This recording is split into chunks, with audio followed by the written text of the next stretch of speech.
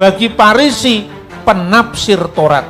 Nanti di antara tiga kelompok ini muncul orang-orang Yehudim yang menjadi pengikut Yeshua HaMasyiah di Yerusalem, yang menegaskan bahwa Yeshua HaMasyiah itu adalah Sofha Torah, yaitu penggenap Taurat.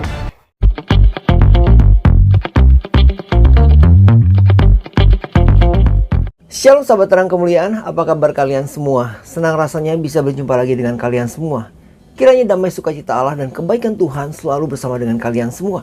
Diberikan umur yang panjang, diberikan kesehatan yang sempurna, dan juga diberikan rezeki yang melimpah. Dijauhkan dari segala mara bahaya dan sakit penyakit.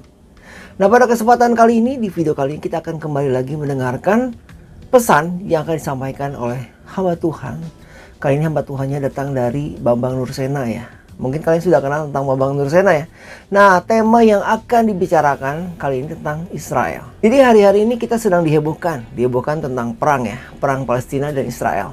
Nah, di sini terletak pro kontra tentang perkara perang Palestina dan Israel ini ya. Ada yang pro, ada yang kontra ya. Ada yang memihak kepada Palestina, ada juga yang memihak kepada Israel. Mungkin dalam segi kemanusiaan kebanyakan orang memihak kepada Palestina ya, karena dianggapnya ini merupakan suatu penjajahan. Dan di luar semua ini kita ingin tahu seperti apa sih sebetulnya seluk-beluk dari si bangsa Israel ini ya. Di sini Dr. Bambang Nursena menjelaskan tentang seluk-beluk bangsa Israel. Dari pertama dia dipilih Tuhan sebagai umat pilihan Tuhan tentunya ya, umat pilihan Allah, dan kemudian sampai hari ini. Apa sih sebetulnya yang terjadi di Israel ini? Seperti apa sejarah yang sebetulnya yang seringkali ditutup-tutupi oleh masyarakat banyak. Nah, sahabat terang kemudian, sebelum kita mendengarkan videonya, sebelum kita menonton apa sih yang akan disampaikan oleh Dr. Bambang Nursena tentang misteri seluk-beluk Israel ini, dan perlu kita tahu ya. Sebelumnya saya ingin mengucapkan terima kasih kepada kalian semua untuk dukungannya selama ini terhadap channel Terang Kemuliaan, dan dukung terus channel Terang Kemuliaan ini dengan cara apa? Tentunya dengan cara subscribe dan bagikan video-video dari channel Terang Kemuliaan kepada yang lain, agar kiranya channel Terang Kemuliaan ini bisa menjadi berkat untuk orang banyak. Tentunya mari kita berdoa bersama-sama. Tuhan Allah Bapa kami yang berada di kerajaan surga, terima kasih Tuhan Yesus buat segala kebaikan-Mu. Bapak, kembali pada video kali ini kami mendengarkan materi firman Tuhan yang akan dibawakan oleh hamba-Mu, yaitu Dr. Bambang Nursena. Kiranya Engkau pimpin kami semua agar kami dapat mendapatkan hikmat marifat dan kami dapat mengerti secara pasti apa yang akan disampaikan nanti. Terima kasih Bapak, berkati kami semua, ampuni dosa kami. Di dalam nama Tuhan Yesus kami berdoa. Haleluya. Amin. Sebelum kita mendengarkan materi yang akan disampaikan oleh Dr. Bambang Nursena, di sini seperti biasa saya akan bacakan sebuah ayat untuk kalian semua yang ingin saya sharingkan untuk kalian semua. Saya ambil kali ini dari Ibrani 8 ayat 10. Ini tentang bahasa Israel ya. Ibrani 8 ayat 10. Maka inilah perjanjian yang kuadakan dengan kaum Israel sesudah waktu itu. Demikianlah firman Tuhan. Aku akan menaruh hukumku dalam akal budi mereka dan menuliskannya dalam hati mereka. Maka aku akan menjadi Allah mereka dan mereka akan menjadi umatku. Ya. Ini tentang bangsa Israel sebagai umat pilihan Tuhan, umat pilihan Allah tentunya. Nah, sahabat terang kemuliaan, langsung saja kita akan dengarkan pesan yang akan disampaikan oleh Dr. Bambang Nursena tentang seluk-beluk bangsa Israel. Selamat menyaksikan.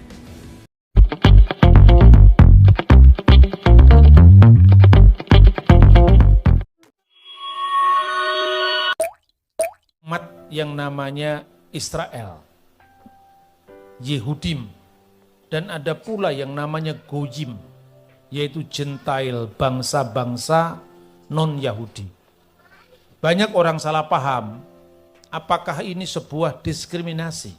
Itu bukan. Jadi Tuhan memilih suatu umat dan pilihan itu sifatnya kekal untuk memberikan rencananya, yaitu penyelamatan seluruh umat manusia. Dan tokoh yang pertama digerakkan oleh Tuhan yang dipilihnya itu Abraham. Abraham diutus meninggalkan negerinya, rumah bapaknya, dan menuju ke suatu negeri yang akan ditunjukkan kepadanya. Kejadian pasal 12 ayat 1. Tetapi negeri itu belum dilihat Abraham.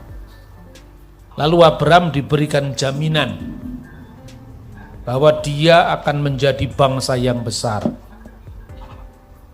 Dia akan termasyhur namanya, menjadi berkat Siapa yang memberkatinya akan diberkati, siapa yang mengutuknya akan dikutuk. Dan olehmu semua kaum di muka bumi akan mendapatkan berkat. Nah, saudara-saudara, kita tahu sendiri perjalanan kehidupan Abraham ketika disuruh meninggalkan negerinya itu bukan sekedar meninggalkan batas-batas geografis, tetapi meninggalkan paradigma, pola hidup, budaya, adat istiadat yang tidak sejalan dengan master plan Tuhan ke depan. Termasuk apa? Termasuk diantaranya adalah diskriminasi gender, di mana wanita itu tidak mendapatkan posisi sebagai kawan sepadan laki-laki. Makanya saudara-saudara, muncullah Tuhan menguji Abraham itu dengan perjalanan hidupnya. Dijanjikan sebagai bangsa yang besar, tapi pada sampai masa tuanya, istrinya juga sudah tua, tapi anak tidak kunjung datang.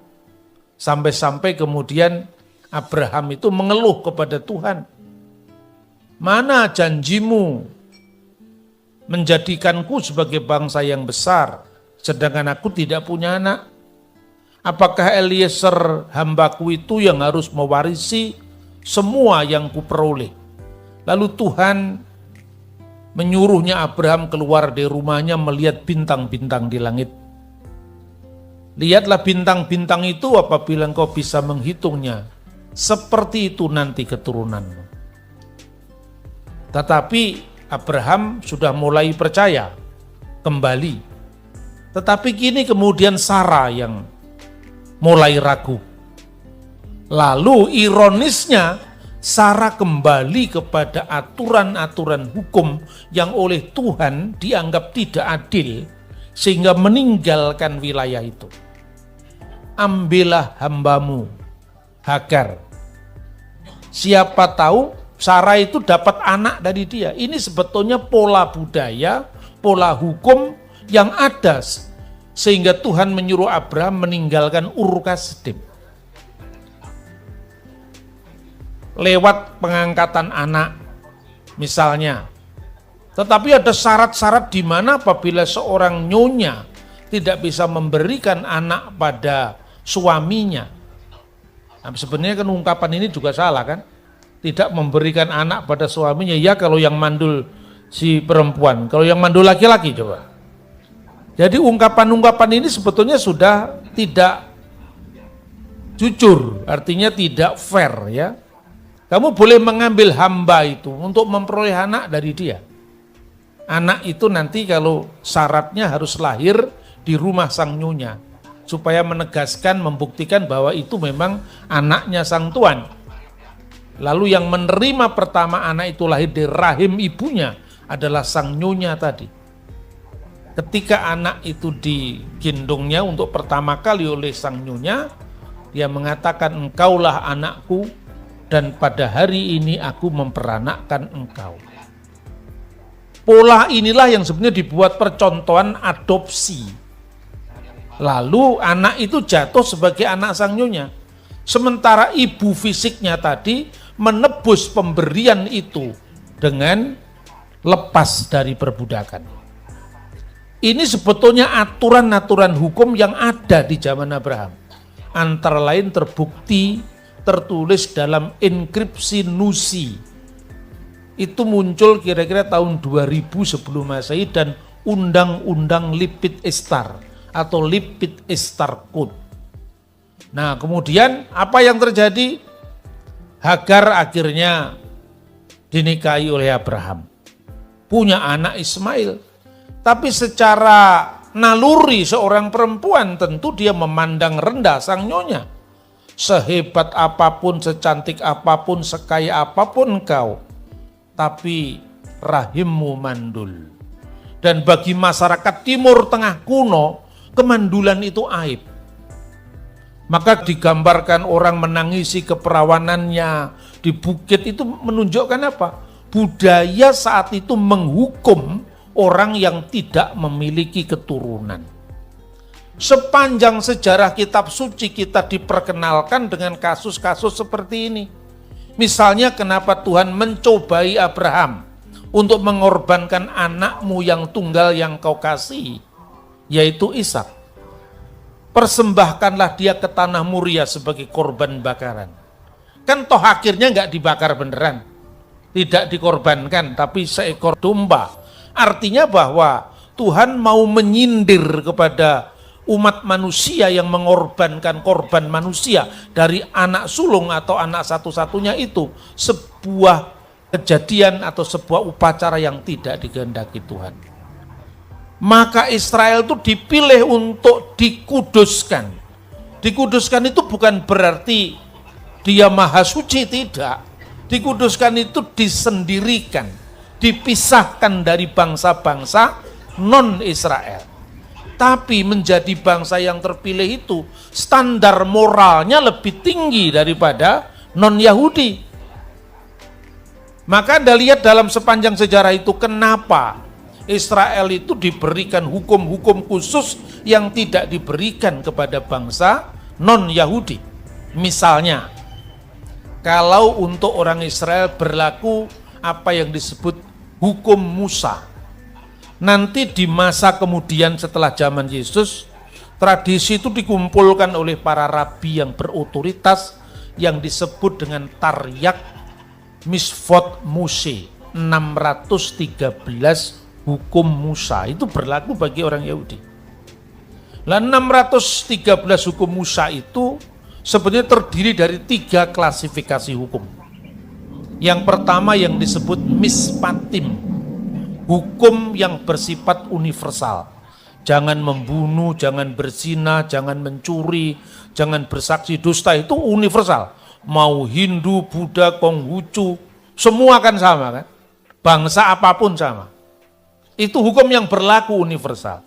Yang kedua hukum yang bersifat peringatan. Namanya edot. Misalnya, jangan kamu makan anak kambing bersama susu induknya. Apa logikanya sebetulnya? Supaya Israel tidak sama, dibedakan, dikhususkan, dispesialkan dari peri hidup dan cara-cara bangsa lain yang memuja kesuburan rahim seperti orang-orang Kanaan yang memuja Asyera, seperti orang-orang Tirus Sidon yang memuja Istar. Karena itu tekanannya pada dewi kesuburan. Maka ketika nanti Israel mengalami desintegrasi, terbelah menjadi 2, di wilayah utara itu ada raja namanya Ahab menikahi Isabel. Dengan cara itu masuklah yang namanya sinkretisme menjadi ideologi negara Israel utara. Dan itu kemurkaan bagi Tuhan. Makanya terjadilah Tuhan mengizinkan Elia membunuh nabi-nabi Baal. Itu bukan karena Tuhan itu kejam, tetapi itu langkah-langkah pembasmian akar terorisme atau akar kejahatan.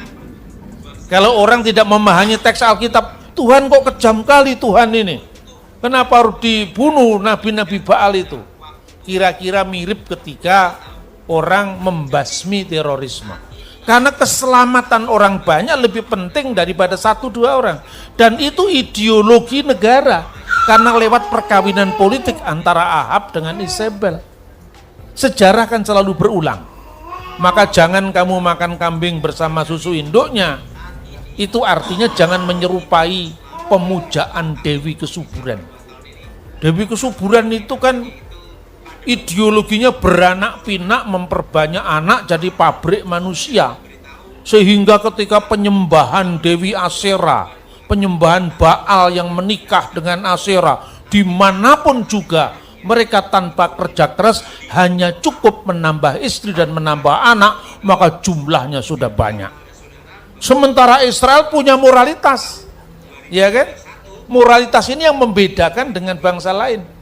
Yang kedua, misalnya dari edot itu ya, itu adalah misalnya jangan kamu makan daging di sendi pangkal paha. Itu peringatan kita akan komitmen para founding fathers, para patriark, para bapak leluhur Israel. mengingatkan peristiwa Yakub yang karena kegigihan perjuangannya dipukul pangkal pahanya, tapi dia memenangkan pergulatan itu. Setiap kali engkau melihat daging di sendi pangkal paha, ingatlah akan Yakub nenek moyang kita. Tapi kalau orang menabdu nenek moyangnya Rorim Pandi, tidak pernah dipukul kakinya, tidak berlaku, ya kan? Kalau orang Jawa kakek moyangnya Suro Menggolo, ya tidak berlaku. Hukum itu kontekstual. Baru yang ketiga namanya hukim. Hukim itu hukum tanpa alasan. Misalnya Imamat pasal 11. Jangan kamu makan onta, apalagi kencingnya. Tidak boleh diminum. Ya kan? Jangan kamu makan kelinci. Ya, kelinci tidak boleh, pelanduk tidak boleh. Baru urutan keempat babi. Tapi kenapa babi dilarang? Kata orang Yahudi. Seorang filosof Yahudi yang lahir tahun 20 sebelum Masehi, meninggal tahun 50 setelah Masehi, namanya Philo. Bukunya yang berjudul The Special Law jilid 4. Anda bisa lihat itu, gampang di cross check. Kenapa babi itu dilarang? Karena babi adalah binatang yang paling enak, paling lezat di seluruh muka bumi bagi yang memakannya. Ini orang goyim ini pasti. Ini orang goyim ini. Ya loh? Bagi yang memakannya artinya apa? Philo sendiri tidak makan. Tapi dia memahami kenapa Tuhan melarang ini bagi orang Yahudi. Kok berat sekali? Eksodus bisa tidak 40 tahun itu terjadi. Bisa 80 tahun lagi. Karena mereka ini disuruh bermental baru. Ya, bermental ke tanah perjanjian, bukan Mesir, tapi bayangan mereka tetap daging anak lembu, ya, daging kambing, apalagi B2, kira-kira seperti itu, kasir bahasa Ibraninya, ya. Tapi ada juga mereka yang mencari kenapa itu dilarang babi itu. Orang Yahudi itu kan memaksimalkan otaknya kan. Jadi sekalipun hukum itu tidak boleh dipikir, dia mikir karena dia tidak ingin otaknya nganggur. Kenapa kok tidak boleh gitu loh? Ya, nah kita cukup belajar saja. Kenapa tidak boleh katanya? Gini, setiap anak yang sulung, baik itu ternak binatang itu dipersembahkan kepada Tuhan. Makanya persembahan Habel yang sulung dari kambing dan dombanya kan dipersembahkan. Nah sekarang menandai kesulungan kalau anaknya kambing, anaknya sapi terlalu mudah. Karena anaknya cuma 2 atau 3. Tapi kalau babi anaknya 18, gimana menandai kesulungannya? Masuk akal apa tidak? Lah inilah yang disebut Taryak Misfot Musi. Dan itu sesungguhnya dari Alkitab sendiri. Dari Ulangan pasal 20 misalnya. Ditulis nanti kalau anak-anakmu bertanya, Maha edot veha hukim veha mispatim siwah adunai Elohenu etchem, maka jawablah apabila anak-anakmu bertanya peringatan-peringatan ha edot dan ketentuan-ketentuan ha hukim dan peraturan-peraturan ha mispatim siwah adunai Elohenu etchem yang diberikan oleh Tuhan Allahmu kepadamu, maka jawablah. Inilah berlaku bagi orang Yahudi, bagi Yehudi. Lalu bagaimana yang bagi orang bukan Yahudi? Ini semua saya kutip dari sumber Talmud, dari sumber Targum. Saya tidak ngarang-ngarang sendiri. Bagi orang-orang non-Yahudi itu berlaku hukum Nuh. Baru kenal hukum Nuh. Itu ada dalam Sefer Hayufelim. Ya, hukum Nuh itu dibagi menjadi 7 kalau menurut sistematik para rabi. Pertama, ya disebut Sifa Misfot Bene Noah. 7 misfot bagi anak-anak Nuh. Yang pertama apa? Itu disebutkan dalam Traktat Sanhedrin 56a. Yang satu, pertama, larangan abudah zarah. Larangan penyembahan kepada berhala. Lo yihye leha Elohim akhirim alpanai. Jangan ada Elohim yang lain di hadapan hadiratku. Itu hukum. Kalau orang Yahudi hukum pertama itu Anoki Adonai Eloheka aser hosyetika me'aret misrayim mifet afadim. Akulah Tuhan yang telah membawa kau keluar dari tanah Mesir, dari tempat perbudakan. Itu hukum, sekalipun itu kalau menurut sistematik Kristen itu seperti apa? Konsideran. Baru hukum yang kedua itu adalah jangan ada ilah lain. Nah kemudian yang ketiga Parisi. Orang-orang Parisi itu adalah para penafsir Taurat. Semua ini saudara satu Torah. Orang-orang yang paling kuno Israel yang pertama memisahkan diri itu Samaria. Samaria itu menolak kekudusan kota suci Yerusalem. Kenapa? Kelompok yang di sebelah utara. Ini kalau kita ngomong sejarah Israel, ini banyak orang tuh gak suka sama saya karena itu. Saya bilang kalau semua ngomong ayat, saya ngomong ayat. Ya kalau percaya, kalau tidak. Semua ngomong wahyu. Yang gak percaya itu Wahyudi kan. Benar tidak? Maka saya bilang begini, sudahlah. Kalau kamu ngomong wahyu, satunya ngomong Wahyudi, satunya ngomong Wahyu Siombing, tidak selesai-selesai. Karena nabi-nabi ini adalah tokoh sejarah. Kenapa kita tidak lihat sejarah? Maka saya sampaikan, itu yang banyak orang tidak suka sama saya.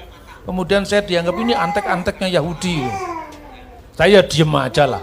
Mau saya ngomong sebenarnya seperti apa? Saya bilang, prasasti pertama di luar Alkitab yang merujuk nama Israel itu tahun 1205 sebelum Masehi. Anda bisa lihat di Museum Nasional Mesir di Kairo. Namanya dikeluarkan oleh Fir'aun Merneptah I. Jadi itu pasca Eksodus. Ketika bangsa Israel sudah Eksodus ya, mungkin di zaman hakim-hakim itu. Mereka menunjukkan kemenangan militer bangsa Mesir atas bangsa-bangsa tetangga. Lalu mereka menulis dalam prasasti itu, Yasir il-Fikat ben Perafet. Israel sudah binasa, keturunannya tidak ada lagi, maksudnya tidak ada lagi di Mesir. Masuklah di zaman Yosua, ya setelah zaman Yosua, zaman hakim-hakim, zaman Yosua itu terjadi pembagian tanah pusaka pada 12 suku Israel. Nah setelah zaman hakim-hakim lewat, bangsa ini minta raja. Lalu Tuhan memberi raja. Siapa yang pertama? Saul. Saul itu berkuasa kira-kira tahun 1050 sebelum Masehi sampai 1010 sebelum Masehi. Setelah itu digantikan oleh Raja Daud. 1010 sebelum Masehi sampai 970 sebelum Masehi. Setelah Raja Daud, Salomo 970 sampai 930 sebelum Masehi. Lalu karena dosa-dosa Salomo itu, Israel diizinkan Tuhan untuk mengalami disintegrasi. Yang di sebelah utara itu diikuti 10 suku, yang di sebelah selatan hanya 2 suku saja, yang paling dominan Yehuda. Maka muncul kata-kata Yehudim, karena yang paling menonjol suku Yehuda. Yang di sebelah utara ini, dari tahun 930 sampai tahun 722 ketika mereka dikalahkan oleh Asyur. Waktu dikalahkan oleh Asyur itu, untuk mengurangi potensi pemberontakan terhadap negeri yang menjajahnya, maka rakyatnya itu dicampur dengan 5 suku, Babel, Hamat, Kuta, Awa, Sefarwaim. Nanti muncullah kelompok yang namanya Samaria. Orang Samaria sendiri itu munculnya dari Semer, di mana satu bukit dibeli untuk ibu kotanya kerajaan Israel Utara. Tapi bagi orang Samaria, kami ini Shomer HaTorah, penjaga Taurat. Lalu orang Eseni tadi mengaku diri, yang lari ke Qumran tadi mengaku diri sebagai Ose HaTorah, yaitu apa? Pelaku Taurat. Sementara orang Saduki hanya Taurat. Bagi Parisi, penafsir Taurat. Nanti di antara tiga kelompok ini muncul orang-orang Yehudi yang menjadi pengikut Yeshua HaMasyiah di Yerusalem, yang menegaskan bahwa Yeshua HaMasyiah itu adalah Sofha Torah, yaitu penggenap Taurat. Semua kelompok ini adalah saudara satu Taurat, tapi tafsirannya beda-beda. Makanya jangan ada yang ngomong lagi, Kristen membajak Taurat Yahudi. Itu tidak ngerti sejarah. Wong Yesus itu bukan orang Arab, Yesus itu bukan orang Armenia, Yesus bukan orang Mesir, Yesus bukan orang Yunani, tapi Yesus itu orang Yahudi. 12 muridnya juga Yahudi. Lah 70 murid itu kebanyakan Yahudi diaspora. Maka di dalam Alkitab, dari dua kelompok tadi, ada pengikut Yesus yang dari kalangan Yahudi di Yerusalem, dari kalangan non-Yahudi yang ada di Antioquia. Dari yang Yahudi itu terbagi dua lagi, yang disebut dalam Kisah Rasul pasal 6 ayat 1, yaitu orang-orang Yahudi yang berbahasa Yunani, Helleniston. Itu siapa? Orang-orang Yahudi yang kebanyakan ada di Alexandria, ada di Siprus. Mereka ini bahasa ibunya Yunani, tetapi bukan bahasa Yunaninya Plato. Bahasa Yunani Koine itu bahasa Yunani internasional, cita rasanya tetap Yahudi. Hanya bahasanya, karena bahasa internasional, itu bahasa Yunani. Dan yang kedua, orang Ibrani. Orang Ibrani, orang-orang Yahudi yang berbahasa Ibrani dan Aramaik, yang tinggal di kota suci Yerusalem. Makanya orang-orang Parisi ini, kalau Anda baca sejarah ya, baik sejarah gereja mula-mula, misalnya yang ditulis oleh Epifanius dari Salamis, atau yang ditulis oleh sejarawan Yahudi yang bernama Flavius Josephus. Josephus itu mencatat luar biasa. Pertama apa? Alkitab sendiri malah tidak mencatat kemartiran Rasul Yakobus. Mengapa? Karena Rasul Yakobus belum wafat, Alkitab sudah ditulis. Kisah Rasul sudah selesai ditulis. Yang merekam kematian soko guru gereja di Yerusalem untuk orang-orang Jewish yang percaya Mesias, yaitu orang-orang Nostrim, Nisarim, pengikut Yesua dari Nazaret, itu ditulis oleh Josephus. Sahabat Terang Kemuliaan, itulah tadi firman yang telah disampaikan oleh Dr. Bambang Nursena untuk kita semua tentang seluk-beluk bangsa Israel, tentang hal-hal yang belum kita ketahui ya, hal-hal yang selama ini mungkin disembunyikan. Nah, sahabat Terang Kemuliaan, kiranya apa yang telah disampaikan bisa menjadi berkat untuk kita semua. Nah, baiklah sahabat Terang Kemuliaan, sampai di sini video kita kali ini, dan sekali lagi saya ingin mengucapkan terima kasih atas supportnya selama ini, dan jangan lupa dukung terus channel Terang Kemuliaan ini dengan cara apa? Tentunya dengan cara subscribe dan bagikan video-video dari channel Terang Kemuliaan kepada yang lain, agar kiranya channel ini bisa menjadi berkat untuk orang banyak. Mari kita tutup video ini dengan doa. Tuhan Allah Bapa kami yang bertata di dalam kerajaan surga, terima kasih Tuhan Yesus, terima kasih atas apa yang telah disampaikan kepada kami. Kiranya apa yang disampaikan bisa menjadi berkat dan bisa menjadi pengetahuan buat kami semua. Terima kasih Tuhan Yesus, Engkau Maha Baik. Terima kasih Bapa, berkati kami yang telah menonton video ini, ampuni dosa kami semua. Di dalam nama Tuhan Yesus kami berdoa. Haleluya. Amin. Sahabat Terang Kemuliaan, kita akan bertemu lagi di lain kesempatan tentunya, dan saya berdoa untuk kalian semua, kiranya kebaikan Tuhan selalu bersama dengan kalian, diberikan umur yang panjang, diberikan kesehatan yang sempurna, diberikan juga rezeki yang melimpah, dijauhkan dari sakit penyakit, dan dijauhkan juga dari mara bahaya. Kita bertemu lagi di lain waktu. Tuhan Yesus memberkati. Beginilah firman Tuhan, penebusmu yang maha kudus, Allah Israel. Akulah Tuhan, Allahmu, yang mengajar engkau tentang apa yang memberi faedah, yang menuntun engkau di jalan yang harus kau tempuh. Maka Yesus berkata pula kepada orang banyak, katanya, Akulah terang dunia, barang siapa mengikut aku, ia tidak akan berjalan dalam kegelapan, melainkan ia akan mempunyai terang hidup. Kata Yesus kepadanya, Akulah jalan dan kebenaran dan hidup. Tidak ada seorang pun yang datang kepada Bapa kalau tidak melalui aku. Tuhan Yesus memberkati.